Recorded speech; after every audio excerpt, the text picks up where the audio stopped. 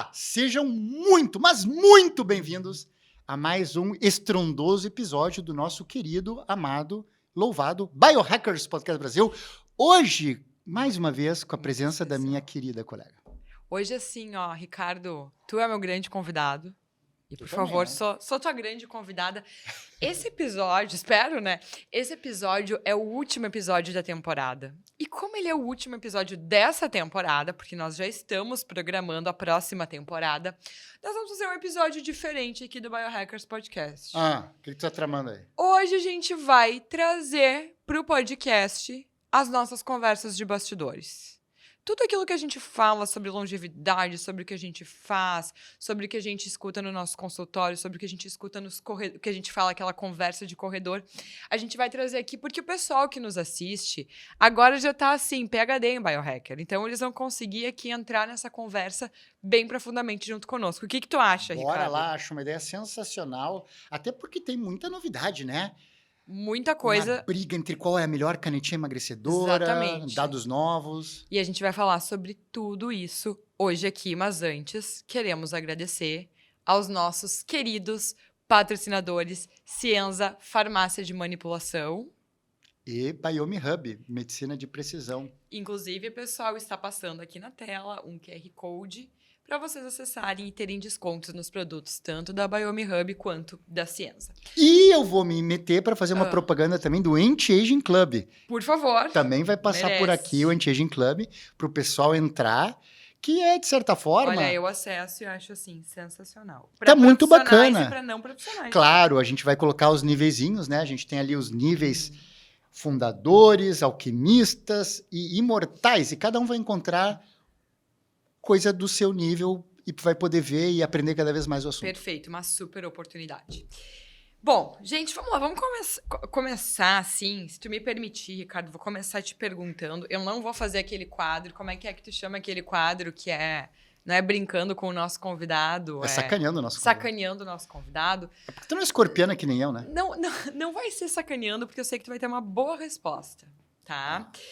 Mas hoje em dia a gente tem falado muito, e eu vou trazer ela aqui de início já da tirzepatida, né, a canetinha entre aspas, emagrecedora, e a gente tem visto ela para usos além do emagrecimento, né, para usos até para lipedema, mas tem se falado muito dela como uma hackeada para longevidade em microdoses. E daí começa a aparecer as tais das microdoses da tirzepatida, que é o nome comercial, né, pessoal, que a gente conhece é o Mondiauro, mas existe também a tirzepatida manipulada, que isso também pode ser um assunto que a gente vai falar. Excelente. Mas, Ricardo, eu queria te ouvir, assim, tu que é um grande estudioso da longevidade, né, da medicina da longevidade, o que tu acha sobre a tirzepatida para longevidade em microdose? O que é microdose? Lembrando aqui, né, pessoal, que se vocês forem utilizar qualquer medicação, vocês têm que ter acompanhamento médico, porque cada dose é muito individualizada para cada paciente. Claro, claro. E isso é um respeito que a gente faz à nossa saúde e ao nosso corpo, procurar bons profissionais da saúde. Procurar, até para ter todo o benefício da medicação e ter o valor agregado que a consulta com excelente profissional proporciona, sem contar na minimização dos riscos de eventos adversos. Exatamente. Normalmente, quando a gente vê efeitos adversos, é porque essa pessoa não estava sendo acompanhada por um profissional da saúde ou por um profissional da saúde qualificado. Mas vamos lá, então. Qual que é a tua opinião? O que tu tem visto nesses estudos sobre a tirzepatida? Então, com uma dose para longevidade. Por exemplo, assim, eu não preciso perder peso. Vamos colocar o meu exemplo, tá? Mas sou uma pessoa que foco muito em cuidar da minha longevidade. E aí? Poderia usar? Sem dúvida, sabe? Tem alguns estudos mostrando isso. Se você administra no peritônio, na cavidade abdominal, de camundongos, agonistas de LP1, que são a classe a qual a tirzepatida e tantos outros pertencem, e você sacrifica os camundonguinhos.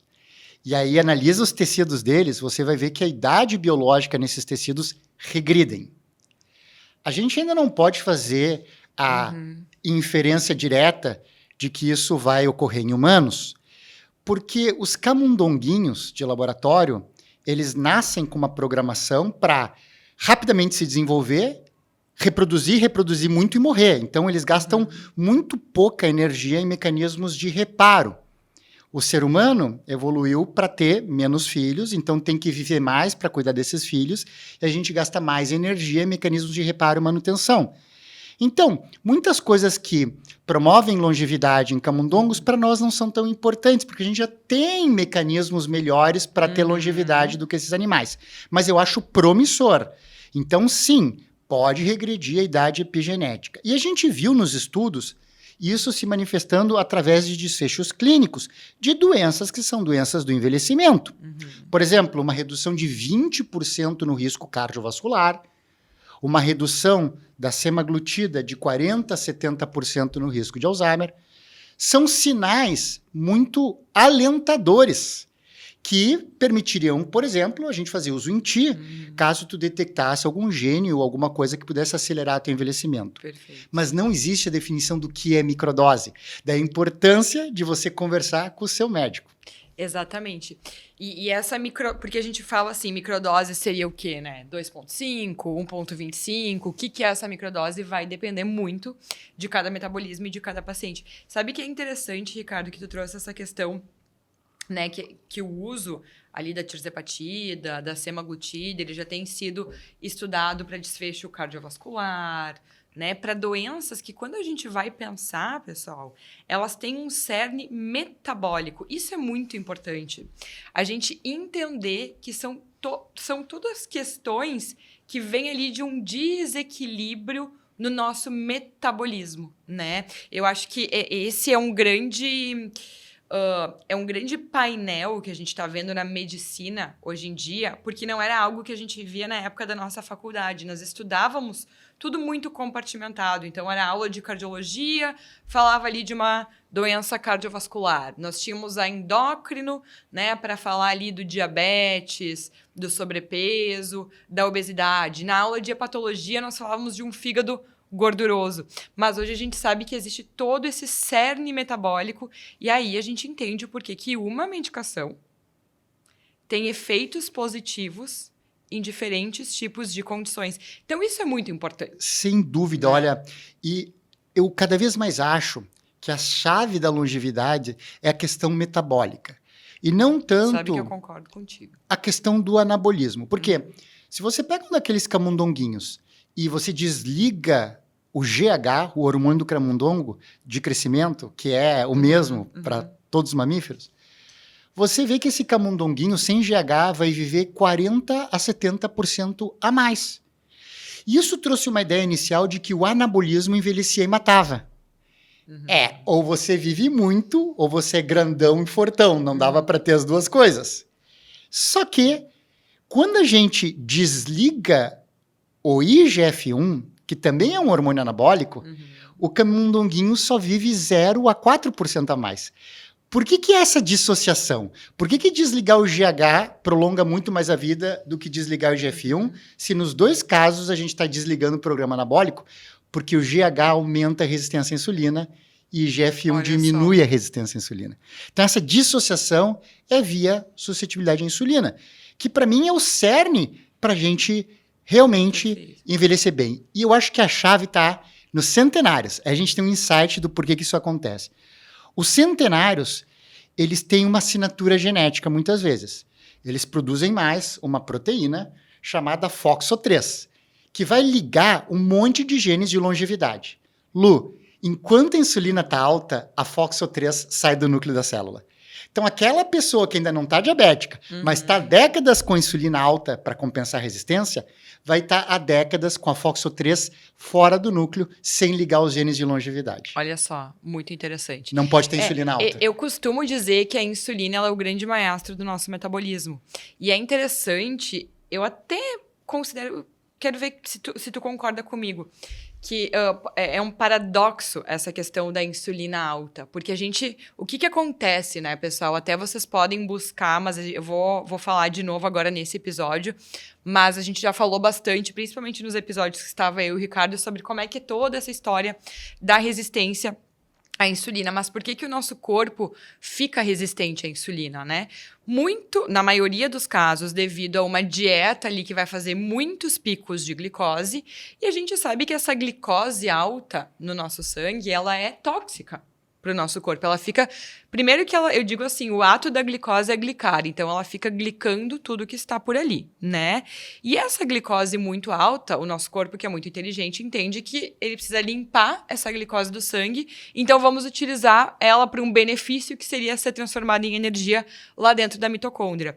Só que quem dá o sinal para o corpo, quem dá o sinal ali para a mitocôndria, que é o nosso motorzinho, que é quem vai converter essa glicose em fonte de energia para que ela receba essa glicose, é um hormônio chamado insulina.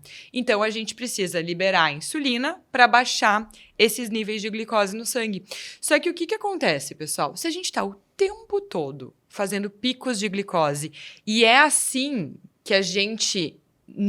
que a dieta, a gente diz a dieta padrão americana e vocês podem pensar, não, mas eu não tô comendo nada doce, mas não importa, né? Então ali o pãozinho bem salgado, ele também vai causar ali um pico de glicose, porque ele vai ser quebrado, é um carboidrato, né, que vai ser quebrado ali em glicose. Então a gente começa a ter que recrutar insulina o tempo todo, insulina o tempo todo, insulina o tempo todo, e chega uma hora que essa insulina não dá mais conta, ela fica cansada, e ela vai precisar recrutar suas colegas para fazer o mesmo trabalho. Só que olhem o que acontece. E aí ela está tentando recuperar esse mecanismo já de resistência à insulina. Para quê? Para deixar os nossos níveis de glicose no sangue estáveis. Porque o corpo sabe que uma glicose muito alta ali é extremamente tóxica. Só que a gente está fazendo isso às custas de uma insulina cada vez muito mais elevada. É por isso, pessoal, eu até vou fazer um parênteses aqui, que muitas vezes a hemoglobina glicada, né, que vamos dizer assim, é o grande marcador ali para um diagnóstico de diabetes, que é a média dos últimos 3 meses da nossa glicose, ela ainda está num valor muito bom, ali um valor de 4,8, 4,9, só que às custas de uma insulina basal que já está muito alta. Lá 13, 14... Olha, eu vejo isso diariamente. E o impressionante, Lu, é que os médicos, não vou nem falar dos leigos, os médicos ainda não se deram conta que o problema não é só a resistência à insulina, mas o problema é que a resistência à insulina é relativa. Perfeito. Então, a resistência, por exemplo, para evitar que a insulina bloqueie a produção de açúcar no fígado. Então, aumenta a produção de açúcar no fígado. Uhum. A resistência para evitar que a insulina faça o açúcar entrar na célula. Então, o fígado produz mais açúcar, menos açúcar entra na célula e ele sobe no sangue. Mas para todas as outras centenas de funções da insulina, ela não tem resistência. Então, tem hiperfunção da insulina durante décadas. E essa hiperfunção vai tirar a FOXO3 do núcleo e vai envelhecer você. Exatamente. Por isso, a gente integra o trabalho da Lu, que é fazer a monitoração da glicose com a microbiota intestinal. Olha que fantástico. Não tem como saber, né, Lu, quanto de pico de glicose as pessoas vão ter às cegas, porque cada uma tem sua microbiota e vai extrair calorias diferentes do alimento. Você acredita nesse conceito de caloria diferente índice glicêmico, carga glicêmica, ou cada um tem a sua? Não, cada um tem a sua, até porque, tá, pessoal? E que ótimo que tu trouxe a questão da caloria, Ricardo. Se eu queimar esse papel... Não vai fazer isso aqui, né? Não, tá tudo... Não se preocupem, pessoal, que vocês estão seguros. Mas o que eu quero dizer é que se eu queimar esse papel, eu vou saber quantas calorias tem nesse papel. Ou seja, tudo tem caloria, certo? Mas o que vai depender é como é que o meu corpo, e aí vai depender da minha microbiota, do meu estado de resistência à insulina, vai utilizar essa caloria. Qual que é o comando metabólico que o meu corpo vai dar? Então, claro, a nossa microbiota, dependendo do tipo de microbiota, e a gente vê isso muito nos testes de microbiota, algumas pessoas, elas têm uma melhor sensibilidade à insulina e conseguem administrar melhor aquela glicose. Outras não. A própria questão do nosso músculo. O músculo de qualidade, ele é, assim, um verdadeiro remédio para a nossa insulina. Ele nos deixa, né, muito mais sensíveis à insulina. O músculo também, ele é um grande comedor de glicose. Então, dependendo da quantidade de músculo que essa pessoa tem, ela vai ter uma curva de glicose menor ou não. Acho que isso é muito importante de deixar claro. Sempre que alguém for fazer uso dessas canetinhas, tem que lançar mão de uma política de preservação de músculo. Exatamente. E aqui eu até vou trazer um ponto polêmico, tá, Ricardo? Porque a gente tem ouvido muito sobre bater meta proteica, tá? E aí parece que existe um número mágico, né? Ai, quanto é? É 1,5 gramas por quilo de peso? É 2 gramas por quilo de peso? E eu quero ouvir a tua opinião, mas eu vou dar a minha opinião aqui, tá? Eu não acho que existe um número mágico de meta proteica, até porque eu vejo que algumas pessoas com muita proteína, elas não têm uma boa digestibilidade. Proteína em excesso pode fazer pico de glicose também, e vai depender de cada organismo. Então, a gente tem que entender muito mais a evolução da composição corporal daquela pessoa do que tanto bater, assim, uma meta proteica. Muito bom. Primeiro, a gente sabe que, por um lado, não existe um pico de proteína que vai ser assimilado por refeição. Então, é um pouco mito dizer que você tem que fracionar as proteínas, que você tem que comer 30 gramas de proteína por refeição para somar um objetivo pré-determinado. Os estudos em modelos animais mostram que até 100 gramas de proteína você vai ter um aumento linear da assimilação de aminoácidos. Olha só que importante isso, Muito, viu, porque pessoal? ajuda a planejar a tua dieta. Tu não Exatamente. necessariamente precisa fracionar e comer a todo momento, ao contrário. Por outro lado, a quantidade de proteína total num dia necessária varia muito. Por exemplo, varia de acordo com a idade. Um indivíduo idoso de 70 anos precisa o dobro de proteína do que um jovem de 30 para ter a mesma síntese proteica muscular.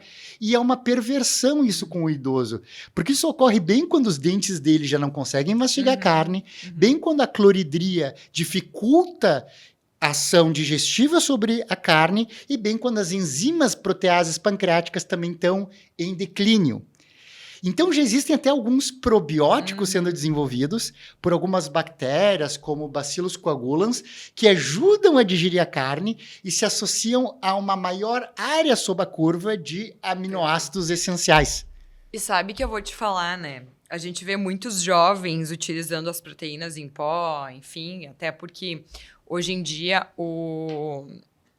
a questão do comércio, né, desse tipo de proteína cresceu muito. Então, tudo tem proteína, os iogurtes têm proteína adicionada, daqui a pouco os achocolatados, não sei se já tem proteína adicionada também, mas deve ter, né? Porque na época do ferro tinha ferro adicionado, agora deve ter proteína adicionada também.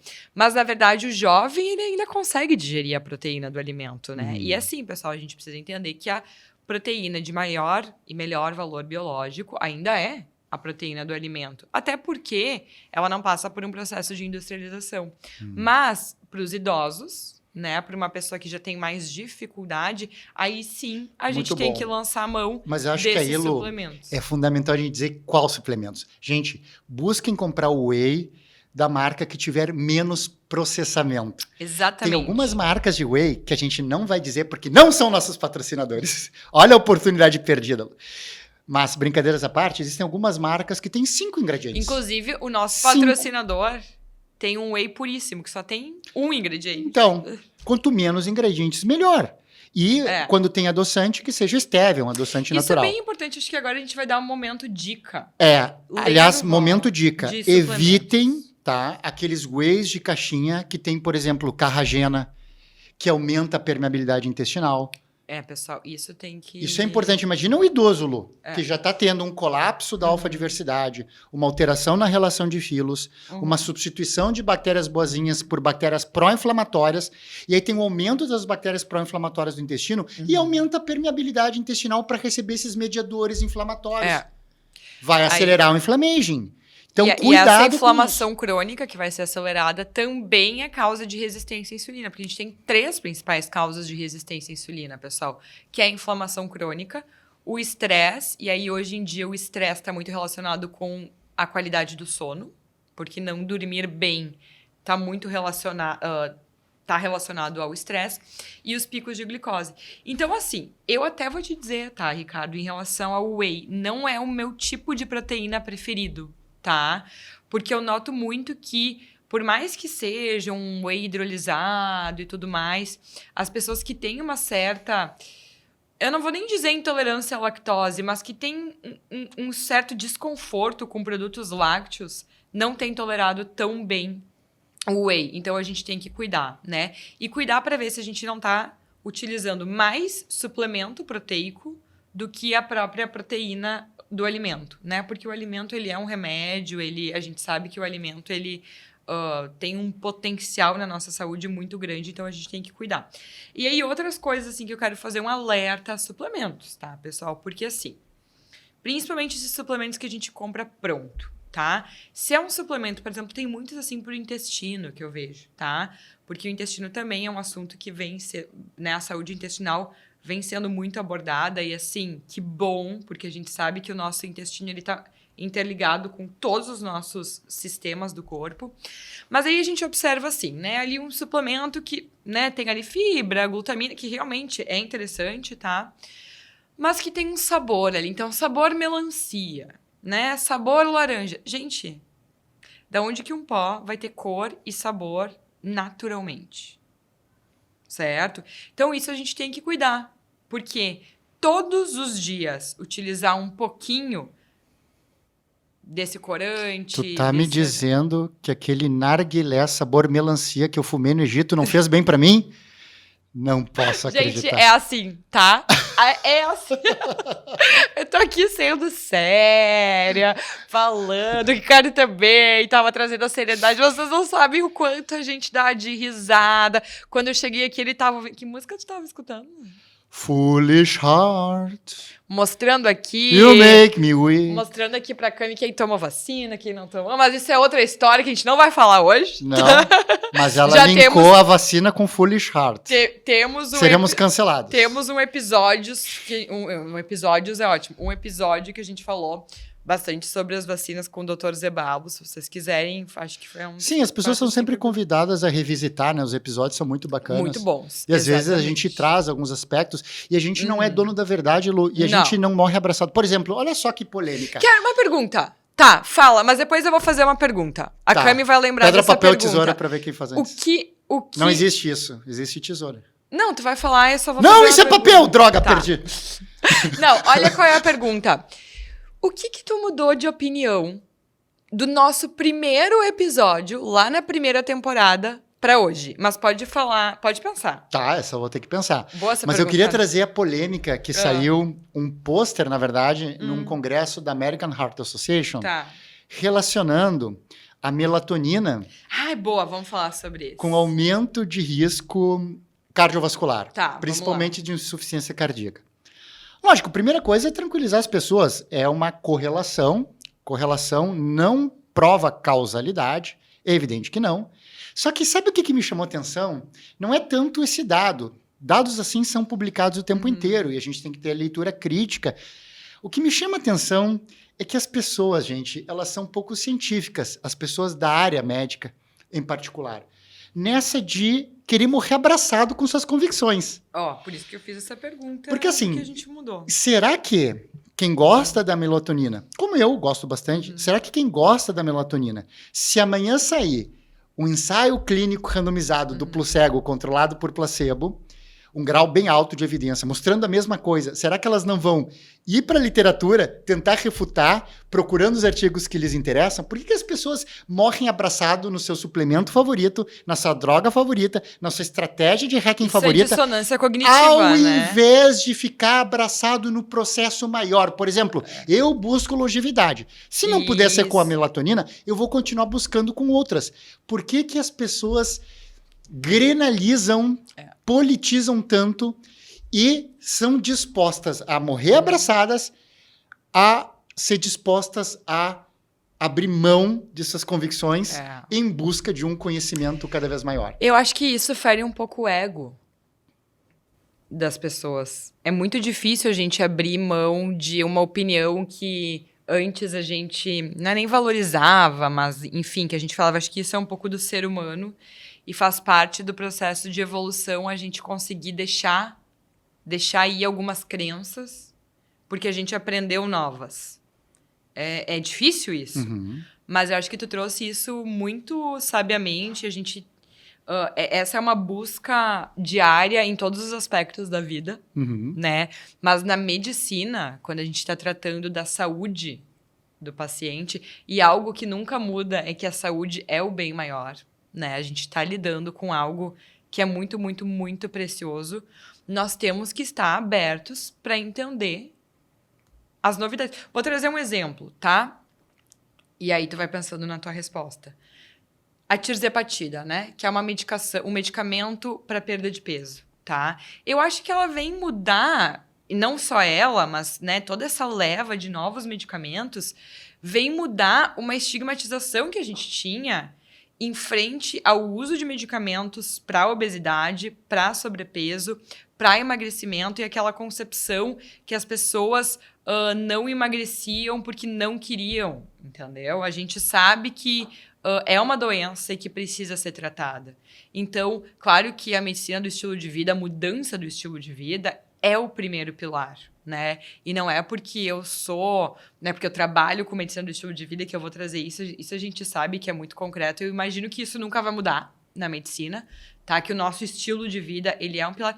Mas hoje a gente tem associações tão bacanas de fármacos que estão aqui para nos ajudar. Então, eu acho que isso também é algo que a gente tem que tirar um pouco essa visão preconceituosa frente a medicações que vão trazer qualidade de vida para a pessoa, que vão trazer longevidade, sabe? Eu acho que na evolução desse nosso podcast, talvez isso tenha sido algo que eu tenho mudado de concepção. Porque eu acho que quando a pessoa recebe... A estatina, que a gente falou bastante por aqui. Acho que quando a pessoa recebe uma prescrição de um remédio, a primeira coisa que ela pensa é droga, que saco, é um remédio. Mas muitas vezes esse remédio não é só para devolver um status quo. Ah, que droga, eu tenho que tomar esse antihipertensivo porque eu tenho pressão alta. Se eu tomar, na melhor das hipóteses, a pressão vai ser normal. Seria muito melhor se eu não precisasse tomar e a pressão já fosse normal. Só que quem trabalha com medicina da longevidade, às vezes faz escolhas dentro da mesma classe de antihipertensivos e de outras classes que trazem um benefício adicional. Então, você não recupera só o status quo. Você recupera o status quo, a pressão está normal, mas olha, eu preferi a telmisartana e vai aumentar o número de mitocôndrias. Exatamente. Você pode mudar esse mindset. Não fique triste que está tomando um remédio. Você, às vezes, não está só normalizando o processo que levou ao uso daquele remédio, mas você está tendo um outro ganho. O que a pessoa precisa é procurar um médico que faça esse estudo aprofundado, que entenda, né, que a gente pode utilizar, às vezes, até os efeitos colaterais como um efeito benéfico. Então, hoje a gente está falando, né, por exemplo, de medicamentos para emagrecer, que são muito diferentes daqueles de antigamente, que realmente ali aumentavam muito a questão de anfetamina, e realmente, né, traziam muitos efeitos colaterais para aquela pessoa.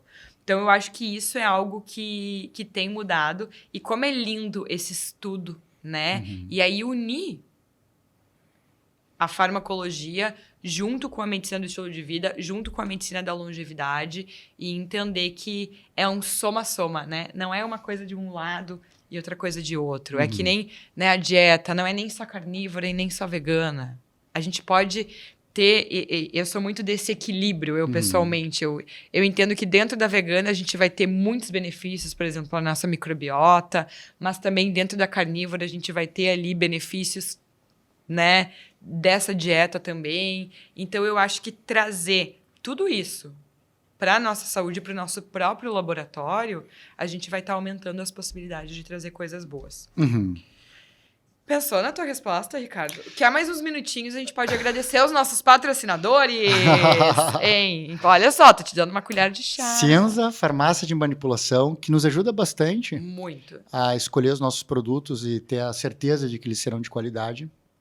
E Biome Hub, aqui com testes de microbiota intestinal, microbiota vaginal. Inclusive, temos um episódio que foi praticamente só sobre microbiota vaginal, bem interessante também. Pessoal. Lu, uma coisa que eu mudei, que foi uma evolução pessoal, foi a racionalização do uso dos meus nutracêuticos. Cada vez mais eu estou usando ferramentas de precisão para dizer para o paciente, olha, tem um punhado de pílulas aqui, mas essa aqui você vai usar por causa disso, essa aqui você vai usar por causa daquilo. Isso nos distancia muito daquela situação onde chegam 10 pacientes diferentes para o mesmo médico e os 10 saem com a mesma receita de bolo. E me aproximou de novo ao infectologista que eu era, quando a gente tinha, inicialmente, o coquetel da AIDS, porque hoje em dia é bem fácil, você trata com 2 comprimidos. Mas quando eu comecei, era um coquetel, era um punhado de cápsulas. E a gente chegava, olha, tá aqui o coquetel para AIDS. Se tomar, vive, se não tomar, morre. Então, a motivação para tomar é muito grande. E eu resgatei isso agora nas prescrições pró-longevidade. Eu não posso chegar para o paciente com 30 cápsulas e dizer, olha, toma essas 30 cápsulas a um custo de R$10.000 por mês, porque pode ser que daqui a 30 anos, eventualmente, numa dessas vai que, sei lá, oxalá, com uma boa sorte, pode reduzir teu risco de Alzheimer. Usando as ferramentas de precisão, como eu uso cada vez mais, eu digo, não, esse aqui é porque tu tem esse gene, esse aqui é porque tu tem esse perfil de metabolização, esse aqui, então... É o explicar, e eu sei, porque as tuas consultas são longas. Inclusive, nos momentos que a gente está atendendo na mesma clínica, eu escuto o Ricardo, às vezes que eu falo alto, né? Ele tá na porta. Não, e tá entusiasmado, como é que nem eu, assim, eu falo com a mão, eu explico pro paciente. Mas é isso, sabe? É explicar, é levar aquele conhecimento pro paciente, é fazer isso que a gente tá fazendo aqui, sabe? Porque eu imagino que tu também receba muitas mensagens de pessoas que já transformaram as suas vidas e às vezes nem fizeram consulta conosco, né? Escutando o podcast, ouvindo, né, os conteúdos nas nossas redes. Inclusive, isso é um alerta, tá, pessoal? Também filtrar quem a gente escuta nas redes sociais, tá? Isso é muito importante, Lu. Eu tava até... Qual foi o maior absurdo que tu já viu na rede social? Gente... Vamos ver. Vamos fazer. Agora a gente vai fazer um quadro. Qual foi o maior absurdo? Porque a rede social, ela tem um lado muito bacana. E como a gente é a favor da democracia e liberdade de expressão, a gente prefere ouvir bobagens e depois refutar do que não ouvi-las. Então, toda a vida, ouvir bobagens. Sim. Como não dá para desouvir, a gente depois traz para cá e refuta. Eu já ouvi que leptina não regula agudamente o apetite. Que níveis normais de leptina não regulam agudamente o apetite.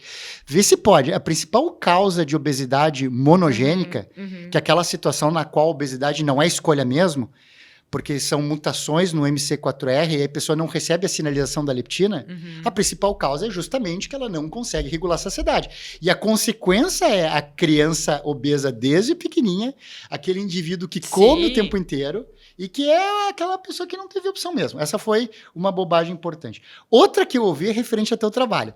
Eu ouvi uma bobagem de uma nutricionista que... que é a mesma que eu ia falar. Ela... A gente tá fazendo um react, né? Que, enfim, ela é muito agressiva. Mas é um react bom, porque a gente não tá nem tudo bem. Não, a gente não tá citando. Mas ela dizia que era uma bobagem. Nem nos bastidores a gente não cita. Conforme a vida. Ela dizia que era a maior bobagem tu fazer monitoração de glicose. Essa eu não vi.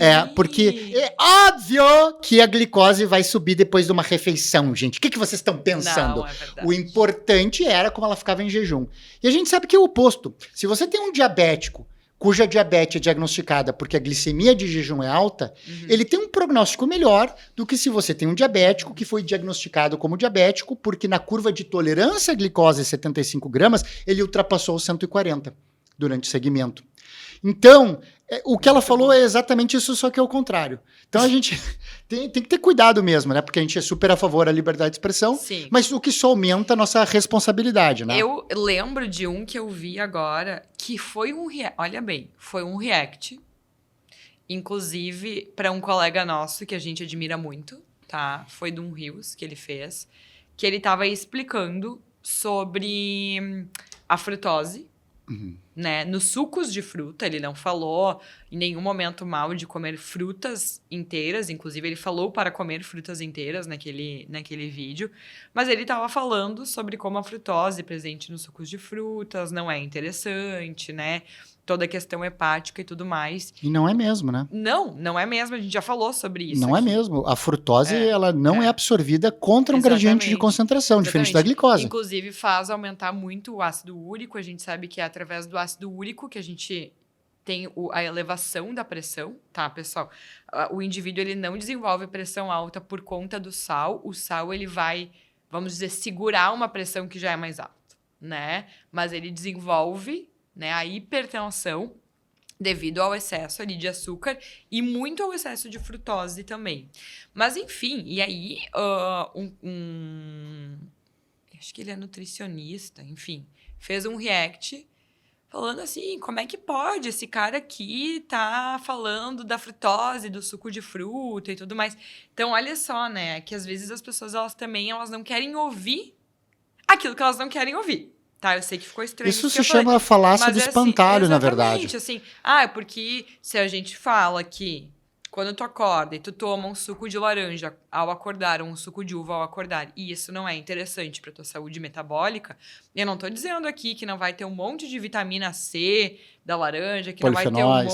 um monte de antioxidantes do suco de uva, mas eu tô trazendo aqui uma informação que vai ser um alimento rico em frutose, que se tu utilizar todos os dias não vai ser interessante, inclusive pro teu filho, para uma criança, né?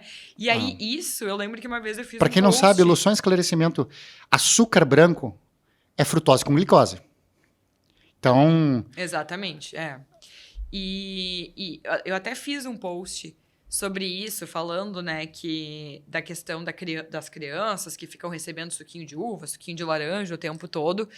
E aí, nossa, também vieram super comentar, assim, acho que foi o post mais comentado sobre, nossa, isso é terrorismo nutricional. Gente, não é, a gente só tá trazendo a ciência, né? E inclusive trazendo aqui maneiras de, então, ali, né, não coa a fibra do suco. eu acho que a frutose... Deixa ele pro final da refeição. Porque uma coisa é você comer a frutose com as fibras da fruta, a absorção é menor. É. O problema da frutose em excesso é que se você tem muita glicose na luz do intestino, a glicose sempre vai ser absorvida. Já a frutose não. Em dado momento, a concentração de frutose absorvida é tão alta que a frutose para de ser absorvida e fica na luz do intestino. Aí as bactérias vão transformar aquilo em acetato, que pode ser tóxico ao fígado em excesso, e a frutose vai caramelizar as tight junctions, que juntam os colonócitos, levando a síndrome de hiperpermeabilidade, o leaky gut. Exatamente, Então, é uma causa hiperpermeabilidade importante de intestinal. leaky gut. E, inclusive, é muito interessante porque a gente não vê o pico todo da frutose, porque como ela é metabolizada diferente, ela não é metabolizada igual a glicose, né? A gente não vê todo o estrago que ela faz no sensor de glicose. Sabe que eu acho, agora a gente estava falando do sensor de glicose, eu acho muito interessante, porque ele não é, inclusive, né, tu mencionaste que uma nutricionista falou que era bobagem utilizar, mas eu acho muito interessante porque a gente consegue observar outros parâmetros que são muito importantes para nossa longevidade, para nossa saúde. Por exemplo, quando a pessoa não dorme bem, tá? Primeiro que a glicose dela fica mais elevada durante a noite. E como a gente sabe que uma noite mal dormida já deixa o nosso metabolismo mais resistente à insulina, a gente vê picos de glicose muito mais altos com os mesmos alimentos na mesma pessoa num dia que ela não dormiu muito bem. Então, isso é excelente. Outra questão que é muito legal, e aí a gente traz hackeadas, né, é no exercício físico. Então, assim, dependendo do... Hoje mesmo, eu fiz uma atividade física aeróbica em jejum, então não teria ali um pico de glicose devido a um alimento. Mas eu fiz uma atividade aeróbica intensa, que fez com que a minha curva de glicose subisse. Então, ali eu tenho algumas hipóteses, né, do porquê isso. Primeiro, porque uma atividade física intensa traz um estresse programado para o teu corpo, aumentando ali adrenalina, noradrenalina, né, um pouco de cortisol, e esses hormônios fazem com que a nossa glicose aumente. Ou porque a gente sabe que numa atividade física mais intensa a gente vai estar utilizando glicose como fonte de energia, então ali o meu fígado vai começar a liberar mais glicose, a gente vai ter um aumento dessa glicose. Então é muito interessante a gente fazer essas observações. Essa é uma hackeada que eu gosto bastante. Eu queria saber uma hackeada que tu faz. Olha, uma que eu gosto muito, que tem tudo a ver com o que você falou, que eu acho que as pessoas deveriam fazer, é conhecerem seu ritmo circadiano. Ah, muito bem. Porque o ser humano, ele tem uma particularidade óbvia, mas que a gente nunca para pensar. O ser humano, ele não evoluiu no éter, ele não evoluiu no void. O ser humano evoluiu num planeta que gira. Isso significa que ele tem dia e tem noite. Então, a gente evoluiu para reconhecer a luz como um momento de acordar, trabalhar e comer, e reconhecer a falta de luz como um momento de fechar a boca e dormir. Sim. Só que tem gente que tem mutações nos genes do ritmo circadiano. Essas pessoas, elas têm essas mutações que podem se manifestar com picos de cortisol no meio da tarde.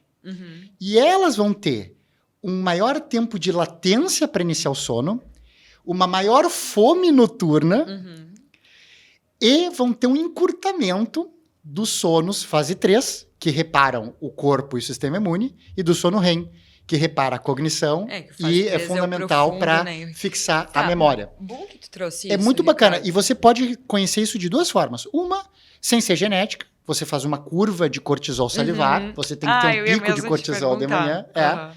E depois ele tem que cair para desligando o disjuntor. Sim, isso é o normal, vamos dizer assim. Isso é o normal, né? o cronotipo matutino.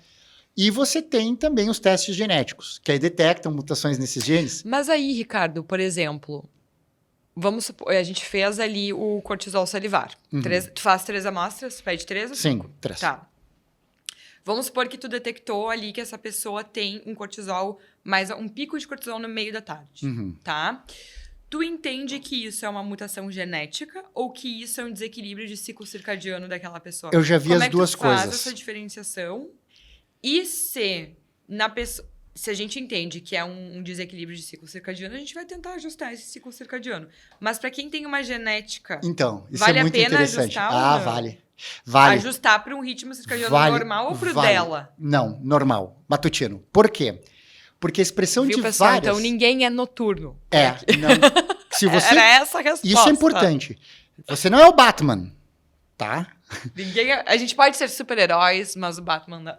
O Batman não. Escolha um herói mais matutino. Por quê? Existe uma série de genes de longevidade que só vão ser expressos com ritmo circadiano íntegro. Por exemplo, a enzima NAMT, que regenera o NAD, tão importante para sirtuinas. A enzima NAMT só vai ser expressa à noite se o ritmo circadiano está adequado. E o que eu já consegui foi setar ritmos circadianos alterados com uso de medicações. Opa, conta pra nós. Isso estava comprovado em animais, eu consegui em algumas pessoas. Então, eram pessoas que tinham ou pico de cortisol no meio da tarde, ou mutações nos genes, levando ao pico cortisol no meio da tarde. Mas as pessoas não precisam ser escravas dos genes. Você tem como setar o ritmo circadiano. Eu já setei com agomelatina, que é o Valdoxan, um fármaco que nasceu como antidepressivo, mas que faz várias coisas interessantes. Uma das coisas que o Valdoxan faz é que ele é um agonista de receptores M1 e M2 da melatonina. E com isso ele seta o ritmo circadiano. Inclusive, a gente está cuidando junto de um paciente que tu setou... Com o Valdoxan. É sensacional. E as pessoas têm que ter o seu ritmo circadiano setado. Isso é Todo super mundo importante. Isso ou deve se tornar matutino. E aí, agora eu vou trazer... Tu acredita que a gente já tá tendo que encerrar? Eu não acredito. É tão bom o nosso papo. Mas aí agora eu vou trazer, então, um momento, porque a gente fala muito aqui o que a gente faz, né? E o pessoal que nos acompanha nas nossas redes sociais sabe muito aquilo que a gente faz, de hackeada e tudo mais. Qual que é a minha principal dificuldade? Jantar cedo. Nossa, pra mim, assim... E olha, eu vou dizer, acho que é uma coisa que eu falo... Toda semana eu falo pro Felipe. Essa semana a gente vai jantar... Mas isso porque tu chega tarde em casa ou porque tu não tem fome e não consegue? Não, porque eu chego... Não é porque eu chego... É assim, eu chego em casa, então aí por umas 19 horas a gente começa... E aí eu gosto muito da janta. Então eu gosto de ter um ritual, de arrumar a mesa, de conversar... Assim, de me acalmar, porque também tem tudo isso, né? Se a gente come mais calmos, prestando atenção, a gente digere muito melhor, faz menos picos de glicose, porque nós estamos menos estressados. Então, para mim, é um momento importante. E quando eu vejo... Assim, não é às 22 horas, tá? Hoje que vai ser bem tarde, porque a gente tá gravando à noite. Mas isso a gente faz pelo nosso podcast, né? E também são momentos, né? Ou tu poderia não comer. São exceções. Ou poderia não comer. Exatamente. Vamos ver o que eu vou decidir quando eu chegar em casa. Mas aí tem uma questão, né? Porque eu almocei, eu não comi, eu não tenho muita fome no meio da tarde.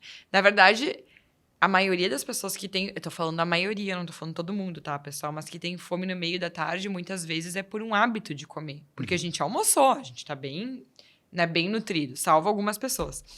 E talvez... Se eu não comer depois aqui do podcast, vai prejudicar um pouquinho o meu sono, porque daí eu teria só almoçado. Então, eu tenho estudado muito também essa questão de trazer um carboidratinho e tal para a noite, para ajudar na produção de serotonina. Boa. E ter um sono melhor. Então, a gente vem... isso é muito legal, né, da medicina, que a gente vem trabalhando com várias... Né, uma vez se pensava, não, carboidrato à noite não é tão bom. Mas se tu colocar um carboidrato de uma maneira adequada, que não vai te causar um pico de glicose... ele até pode te ajudar no sono. E o teu, qual que é? O meu horário de jantar? Não, qual que é o teu Também deve ser. Noite? tarde. É tarde. Não, mas qual que é a tua hackeada que tu gostaria e não consegue? Bom, eu gostaria de fazer exercício aeróbico mais, mas eu voltei a fazer, tô correndo. E ó, o que nos transformou, o que o podcast nos transformou? Eu tô mais assídua na musculação. E eu tô correndo. Isso de tanto que a gente, né?